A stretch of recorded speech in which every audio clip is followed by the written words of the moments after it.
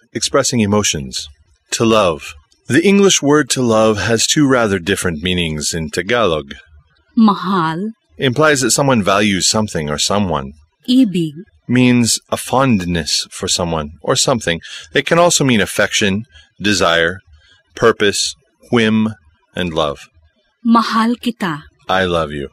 Minamahal niya ang kanyang aso. He or she loves his or her dog. Minamahal nila ang kanilang guro. They love their teacher. Dapat nating mahalin ang ating bayan. We should love our country. Minamahal ko ang aking mga magulang. I love my parents. Minamahal niya ang kanyang bunso ng higit sa lahat. He or she loves his or her youngest child the most. What is the difference between Mahalin, and? ibigin. The mutual feelings a man and a woman may share are called, Pag-iibigan, and they have, pag-ibig. or love, for each other. For the filial love that exists between a parent and a child, between siblings, between friends, or in all other types of relationships, the various forms of the verb Mahal, are used instead.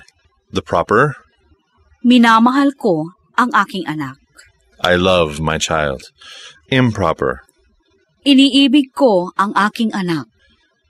proper, Minamahal nila ang kanilang ama. they love their father. Improper.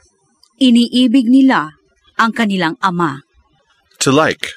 The English word to like indicates fondness for someone or for doing certain activities. Its Tagalog equivalent is either Gusto, or, ibig. which may be used interchangeably. Gusto niyang lumangoy. He or she loves to swim. Gusto kong magluto. I love to cook. Gusto ko si Claudette. I love Claudette. Gusto nila sa Tagaytay. They love Tagaytay.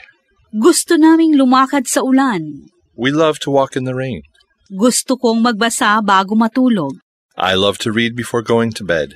Gusto ni Tom na basahin ang libro. Tom likes to read the book. Gusto, May be duplicated as in gustong gusto. to indicate an intense feeling or desire for something or someone.